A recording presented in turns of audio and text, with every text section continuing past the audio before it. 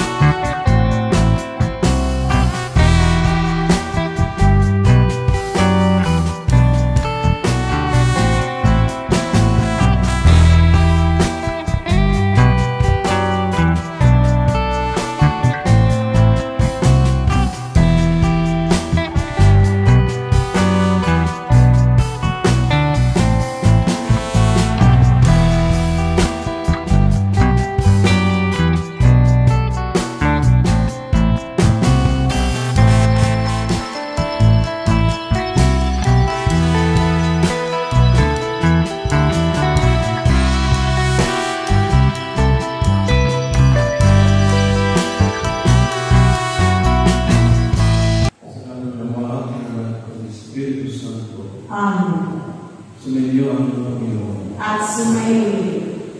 Magandang umaga sa iyo mga kapatid. Magandang umaga po, Father. Muli tayo ay pasalamat sa Diyos sa kanyang araw sa amin ngayon. At tayo ay tipon-tipon muli bilang isang pamayanan, bilang isang simbayan ng Diyos. Kapasalamat sa Kanya sa lahat ng mga biyaya at nagtulong sa atin. Tayo ay patuloy na minigay, minahin ang Dalang Espiritu na siyang agay sa atin, siyang magpagay sa atin sa lahat ng ating mga gawa. Mga kapatid, kung tayo ay nagdapat sa ating dalang ng pagpiliwan, aminin natin pagsisihan natin ang nagawa natin ng mga isa.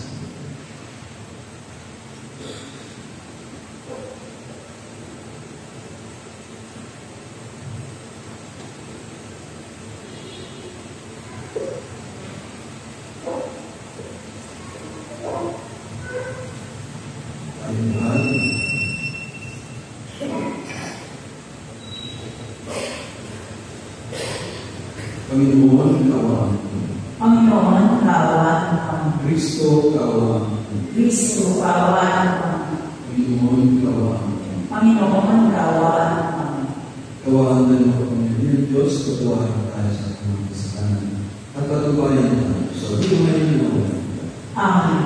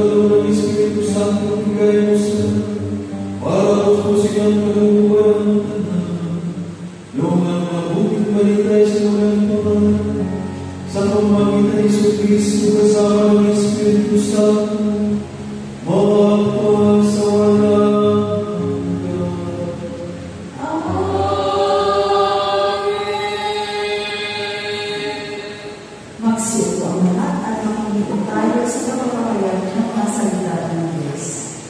Sa unang pagbasa, ang pagbaba ng banal na Espiritu ng araw ng Pentecostes ay tumupad sa ipinangako ni Jesus sa huling hapunan at bago pa siya umakyat sa langit.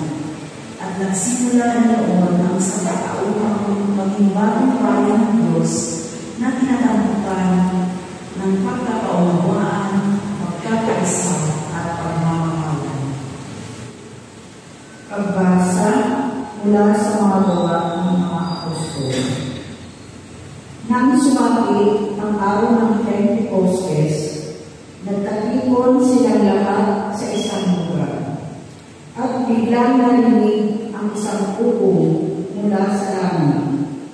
Ang limon kagulot ng malakas na hangin at nagulo nito ang bahay ng pinaroroonan nila. May nakita silang waling mga bilang apoy na lumapag sa bawat isa sa kanila. At silang lahat ay namuspos ng Espiritu Santo at nagsalita ng iba't ibang wika. Ayon sa pinagkaloob sa kanila ng Espiritu. May mga Hudyong buhat sa iba't ibang bansa na nanirahan noon sa Jerusalem. Mga taong palasamba sa Diyos nang marinig ang buong na ito at nagdaratihan ang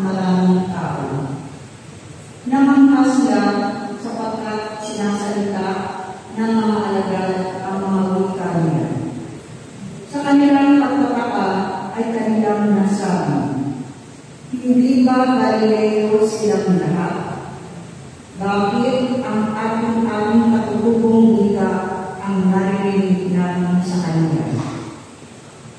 Tayo'y mga taga-Parsya, mga taga-Media, mga taga-Elam, mga nanirahan sa Mesopotamia, sa Judea at sa Cappadocia, sa Ponto, at sa Asya. Mayroon pa sa ating taga-Phrygia at Pamphylia, Ehipto, at sa masakdal ng Libya na sakop ng Cyrene, at mga nakikipanirahan mula sa Roma.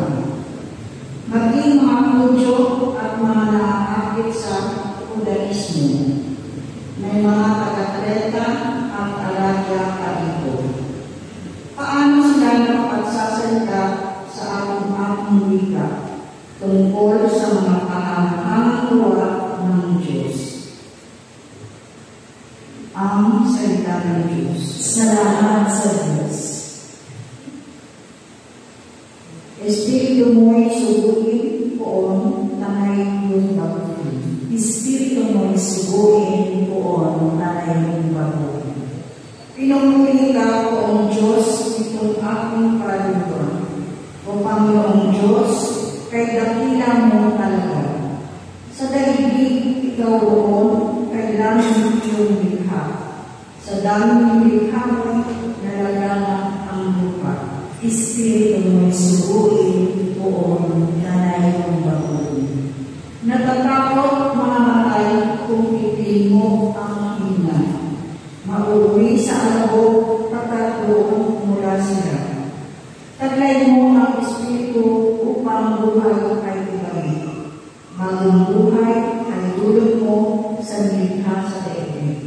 Espiritu mo'y suguin poon na may iyong baguhin. Sana ang iyong karangalay manatili kailanman. Sa lahat ng iyong likha ang madamay kagalakan. Ang awit ng aking puso sana naman ay kalutan. Habang aking inaawit ang papuri sa may kapal. Espiritu mo'y suguin poon na may iyong baguhin.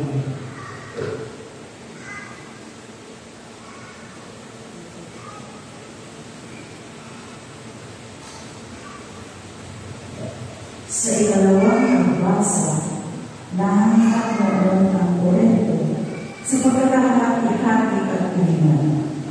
Bilang ang mga nagmamalasakit, si Pablo ay nananala sa kanilang magkaisa sa banal na Espiritu na siyang bukal ng lahat ng biyaya. Pagbasa mula sa unang sulat ng Apostol San Pablo sa mga taga-Korinto.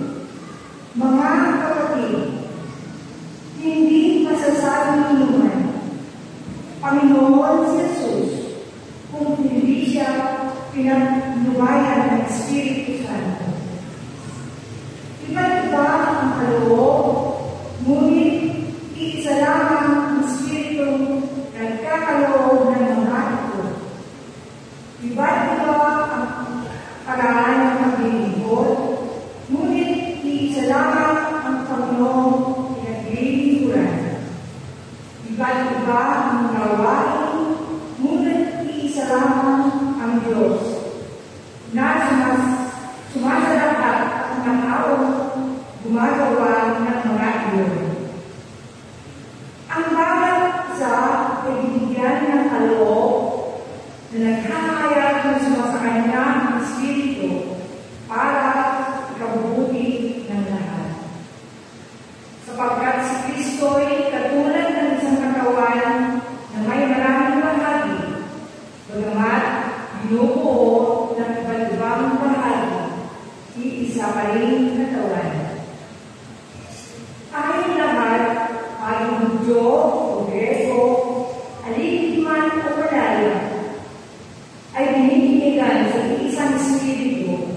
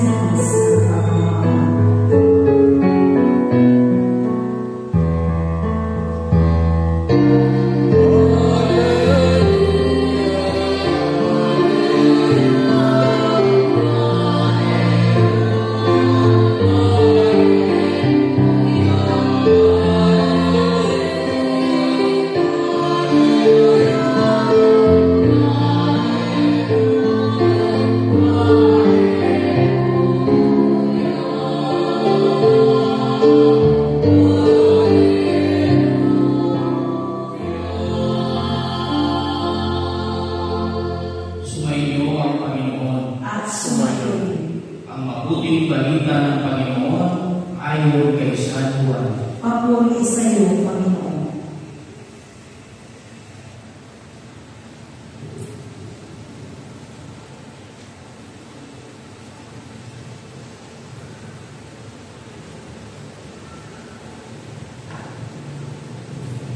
Kinagabihan ng linggo, iyon, ang mga alagad ay nagkakatipon. Nakapinig ang mga biko ng bahay na kanilang pinag-iipunan dahil sa takot nila sa mga Hudyo. Dumating si Jesus at tumayo sa gitna nila. Sumain mo ang kapayapaan, sabi niya. Pagkasabi nito, ipinakita niya ang kanyang mga kamay at ang kanyang taliliran. Tuwang-tuwa ang mga alagad na makita ang Panginoon. Sinabi na naman ni Jesus, sumainyo ang kapayapaan. Kung paano sinugo ako ng Ama, gayon din naman sinusugo ko kayo. Pagkatapos sila ay hiningahan niya at sinabi, tanggapin ninyo ang Espiritu Santo. Ang pagkagawain ninyo sa kanilang mga kasalanan ay pinatawad na nga. Ang hindi ninyo pagawain ay hindi na pinatawad. Mga kapatid, ang mabuting balita ng ating Panginoon. Pinupuri ka namin, Panginoon Jesus.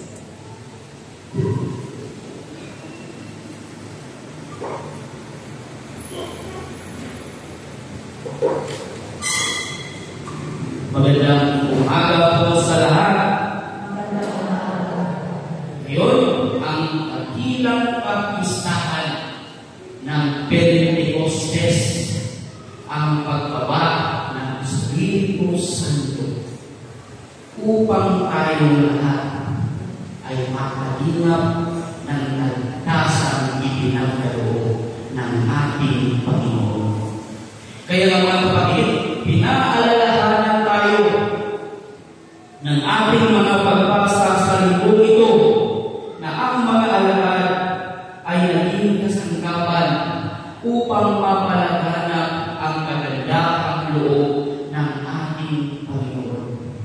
Ito ang pagbibigay pagkakaisa at pagkakaroon ng kapatawaran sa lahat ng mga nanampalataya sa ating Panginoon. Mga kapatid, ganon din po tayo. Tayo ay tinawag upang maging alagad ng ating Panginoong Jesucristo.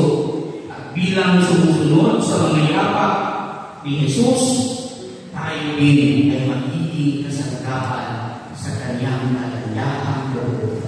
Ang pagkakaroon ng kapayapaan, pagkakaisa at pagbibigay pag-asa sa lahat ng mga naniniwala at nananampalataya sa ating Panginoon. Tayo lahat ay makakatanggap, tayo lahat ay magkakaroon ng puspos ng banal na Espiritu Santo. Kaya nga mga kapatid, ang Pentecostes ay isang Jewish tradition. Ito ay tradisyon ng mga Hudyo.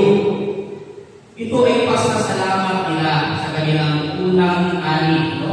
From their season, and then here comes the spring, kung saan sila ay magsisimula muling magtanim ng kanilang mga pananim at bilang pasasalamat sa Panginoon. Ito ang tinatawag nilang Pentecostes. Kaya nga later on, pagdating sa kay Moses, ito ay nire-relate or inuugnay sa pagbibigay ng law, pagbibigay ng utos ng Diyos sa mga community na sumusunod sa Kanya at tinatawag itong Pentecostes. Kaya nga mayroong dalawang pinaka-importante okasyon sa mga Hudyo.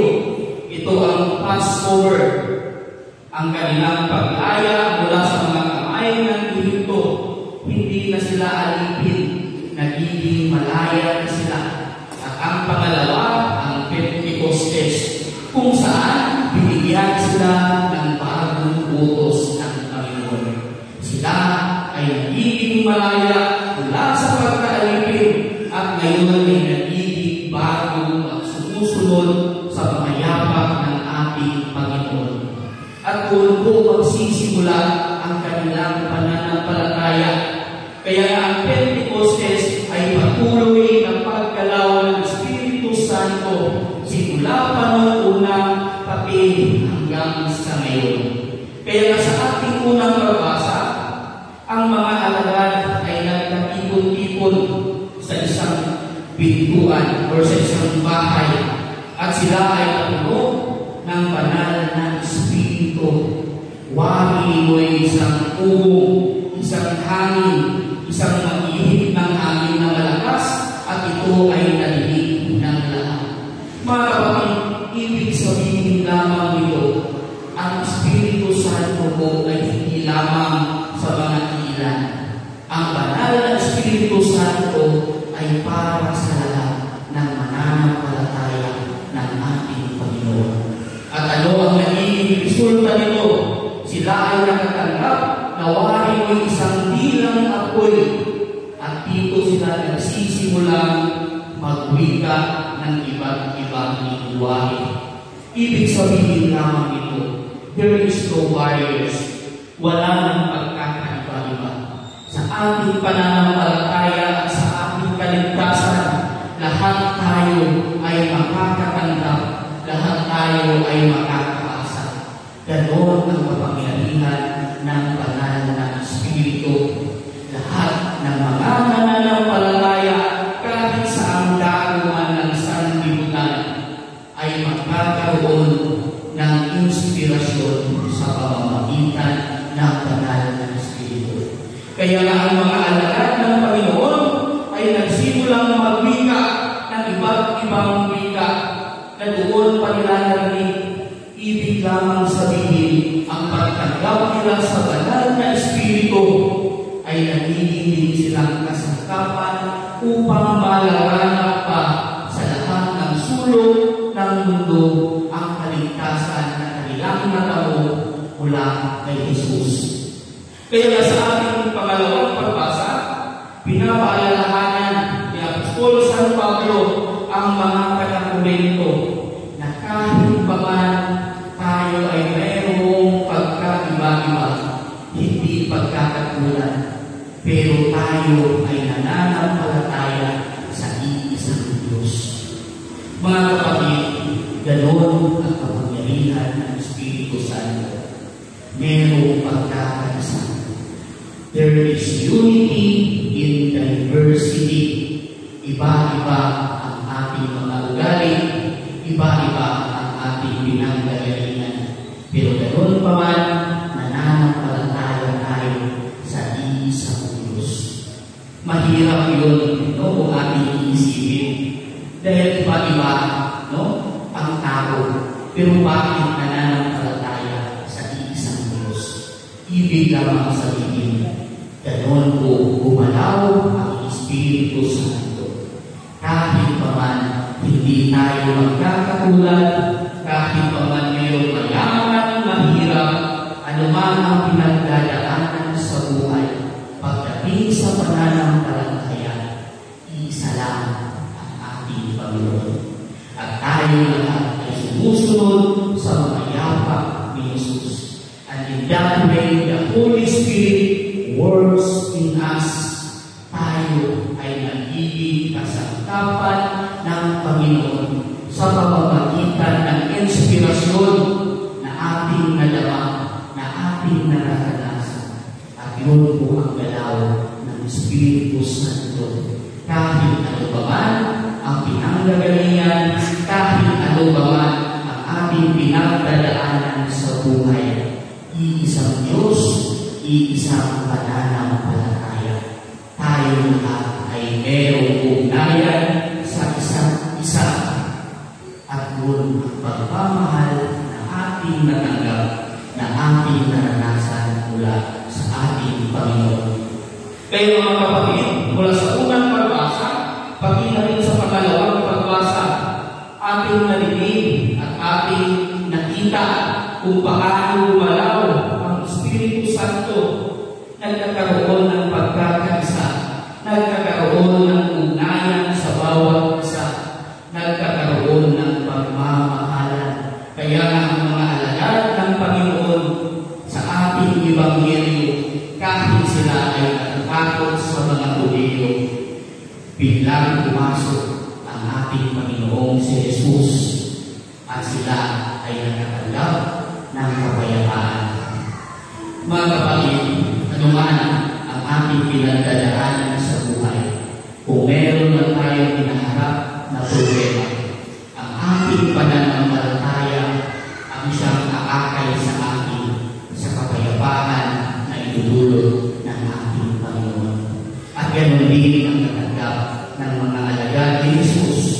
Sila ay natakot, nanginginig, pero hindi ito naging dahilan upang hindi nila matanggap ang Espiritu Santo. Kaya nga sila ay binigyan ng kapayapaan ng ating Panginoon. When we are in trouble, when we are in struggle, God will always give us peace. Ang kapayapaan ang siyang pamamayani sa bawat puso ng mga alagad at sa mga nananampalataya ng ating Panginoon. Kaya nga sila ay nagiging kasangkapan upang mapalaganap ang pagkakaisa at ang pagpapatawad, upang mapaunawa sa bawat isa na ang awa at pagmamahal ng Diyos ay walang katapusan. Hindi lamang ito exclusive, pati na rin sa mga makasalanan. Binigyan sila ng kapangyarihan ng Panginoon upang patawarin ang mga kasalanan ng mga nananampalataya sa Diyos. Ito ang pagbibigay pag-asa, pagbibigay buhay, ang pagbibigay pagmamahal, lalo-lalo na sa mga higit na nangangailangan. Kaya mga kapatid, ang hamon ko sa bawat isa sa atin ay ang pagtanggap ng kalooban ng Diyos. Naway sa ating pananampalataya, sa patuloy nating pagsunod sa mga yapak ni Jesus, ay magiging bukas tayo upang magiging kasangkapan na ilagana palalo ang kagandahang loob ng Diyos. At ano ang magiging resulta sa pagtanggap ng kalooban ng ating Panginoon? Tayo ay maging puspos ng banal ng Espiritu Santo. Magiging mawangis natin ang puso na meron ang ating Panginoon. Hindi na tayo magiging marami. Hindi na tayo magiging indifferent. No? Hindi na tayo magkakaroon ng pagkakaiba o hindi na tayo naiiba sa ilan. Tayo ay magkakaroon ng pagkakaisa. Nauunawaan na namin ang mga kalagayan ng ating mga kapatid. At sa ganung paraan, umikilos ang ating Panginoon. Sa pamamagitan ng Espiritu Santo, tayo din ay magiging kasangkapan ng ating Panginoon upang ipalaganap ang kanyang kagandahang loob at magiging bahagi tayo sa kapangyarihan ng Espiritu Santo na magkakaroon ng pag-asa at pagmamahal sa bawat isa.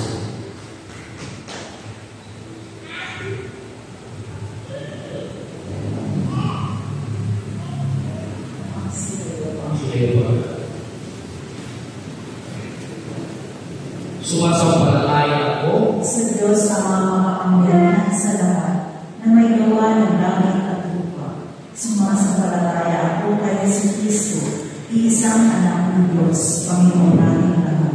Nagkatawang tao siya lalaki ng Espiritu Santo, ipinanganak ni Santa Maria Virgen, pinagpakasakit ni Poncio Pilato, ipinako sa krus na matay inilibing, nanaog sa kinaroroonan ng mga yumao, nang may tatlong araw na buhay ng mga muli, umakyat sa langit, nalulukot sa kanan ng Diyos ang mga makapangyarihan sa lahat. Doon magmumulang palilito at hukom sa nabubuhay at namatay na tao. Sumasampalataya naman ako sa Diyos Espiritu Santo, sa banal na simbahang Katolika, sa kasamahan ng mga banal, sa kapatawaran ng mga kasalanan, sa pagkabuhay na muli ng namatay na tao, at sa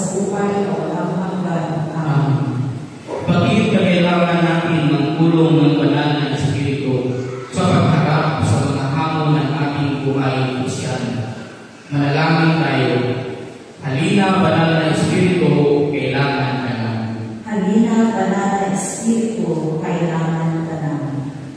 Nawa ang buong simbahang Katolika ay laging maging kasangkapan ng pag-iipagkasundo at tagapagpatuloy ng pagkakaisa ng mga tao. Manalangin tayo. Halina, banal na Espiritu, kailangan ka namin. Nawa ang mga pinuno ng simbahan ay patuloy na maging inspirasyon sa kanilang mga pinamumunuan. Manalangin tayo. Halina, banal na Espiritu, kailangan ka namin.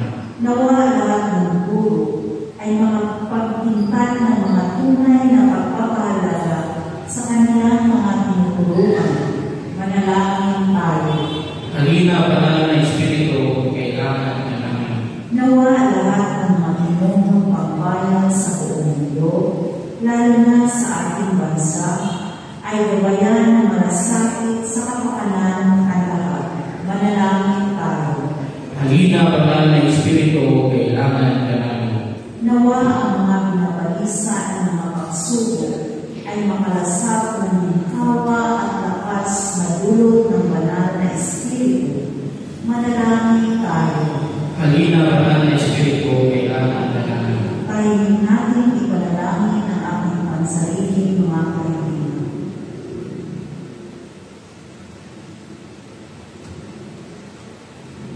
Manalangin tayo. Halina, banal na Espiritu, kailangan ka namin.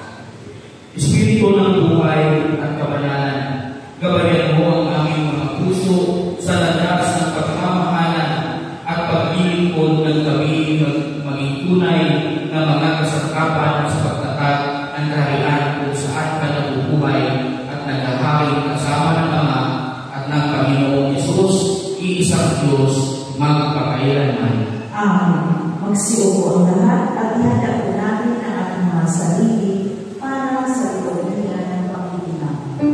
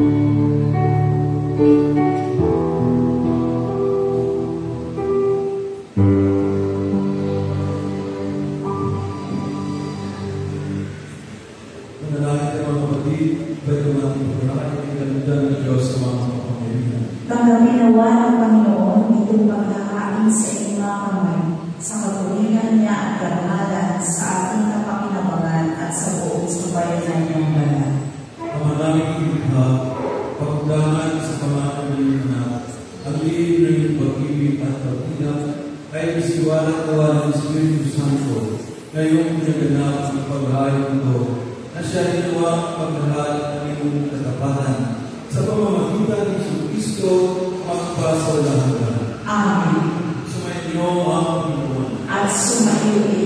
Ita sa Diyos at iyong puso at iyo. Inaasa namin sa Panginoon. Pasalamatan natin ang Panginoon ating Diyos. Marapat siya ay pasalamatan.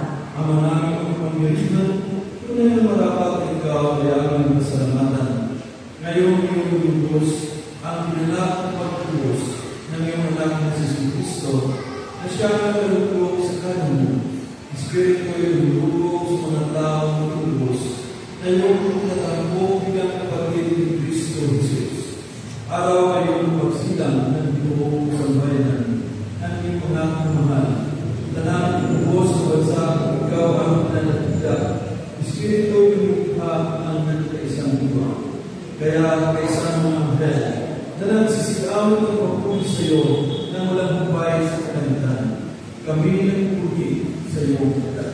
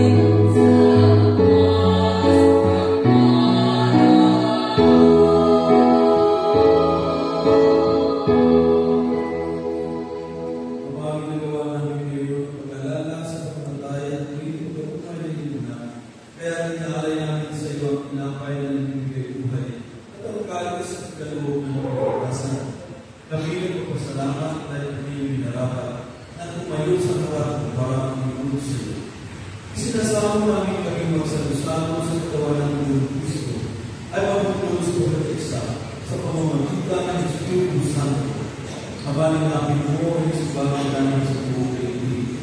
Puso-pusin kami sa pag-ibig kay San Francisco na aming Papa, kay Roberto na aming Obispo, at nanda na aming kapalitan. Alalahanin kami ng mga pagminang pagkari, na may pag-asa sila ng inyong buhay, kayo din ng ating mga manaw. Kawan sila pagpulihin sa iyong liwanag. Kawan ang pagpapati ng lahat, kung magkasama sa iyong buhay ng bukas. Kaysa ng mahal na Maria ng Diyos, kaysa ng apostol at lahat ng mga banal, na nasumay ito sa ibig ng nalulungkot sa iyo. Ipagdiwang naman namin ang pagpupuli sa karanan sa pamamagitan ng anak na aming Panginoong Jesucristo.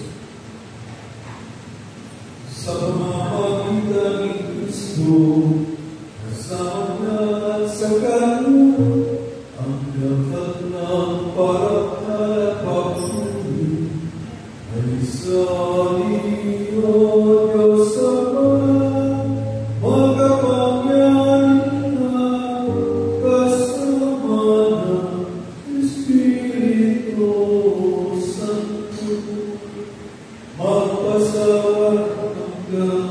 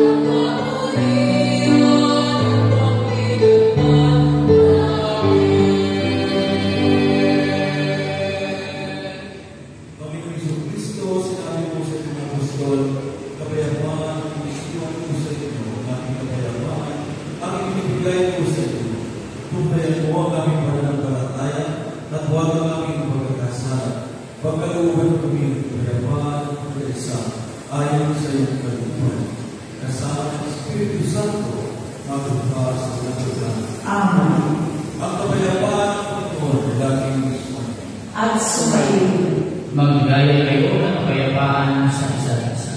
Kapayapaan.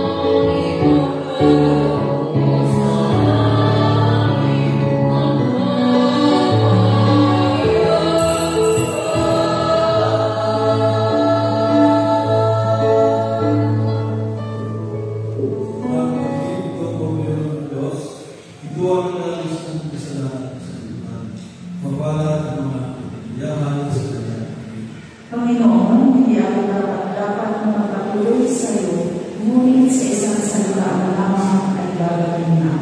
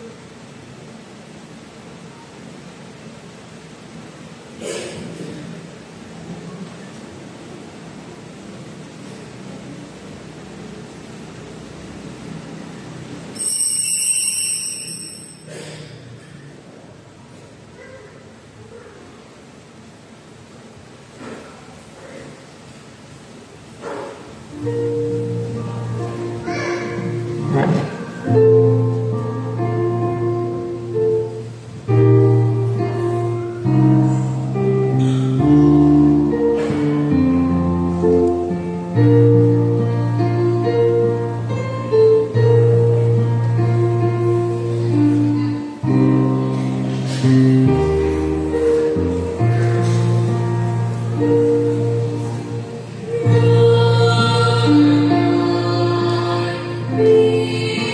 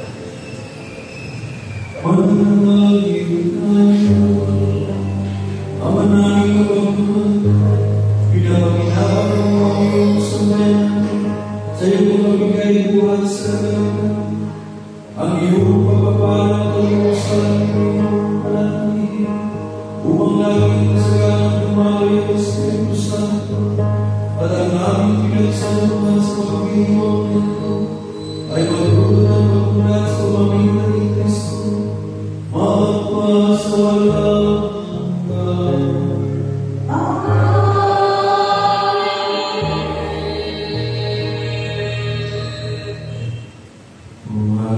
maraming salamat po sa inyong pag-iisa, ibahagi sa ating ng pag-iwang, at pasalamatan po natin si Reverend John na hindi na.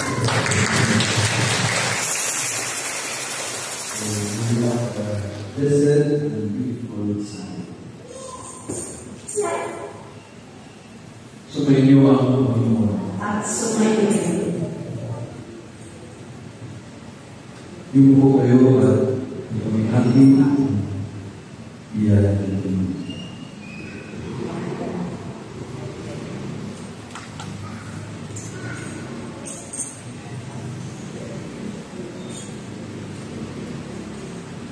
Pagpalain kayo ng Panginoon Diyos, Ama, Anak, at Espiritu Santo. Amen.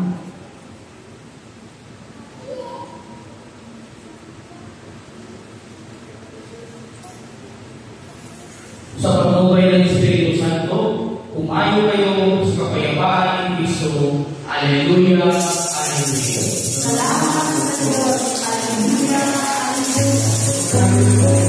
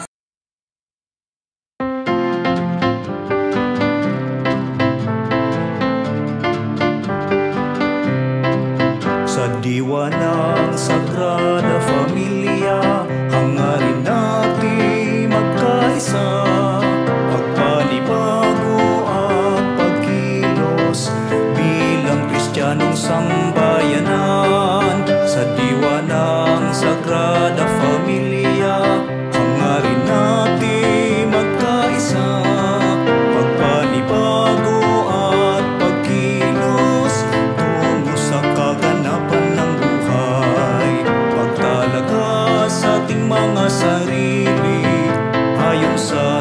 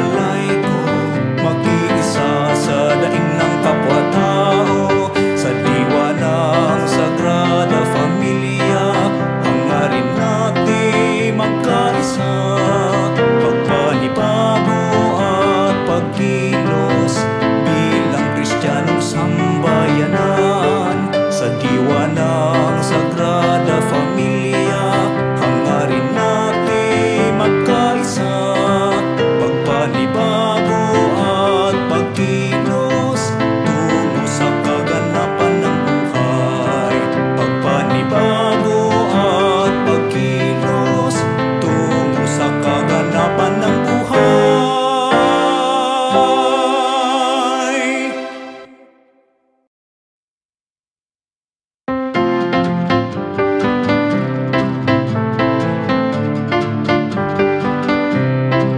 Sa diwa ng Sagrada Familia, hangarin natin magkaisa, pagpanibago at pagkilos bilang Kristiyanong sambayanan. Sa diwa ng Sagrada Familia, hangarin natin magkaisa, pagpanibago at pagkilos tungo sa kaganapan ng buhay.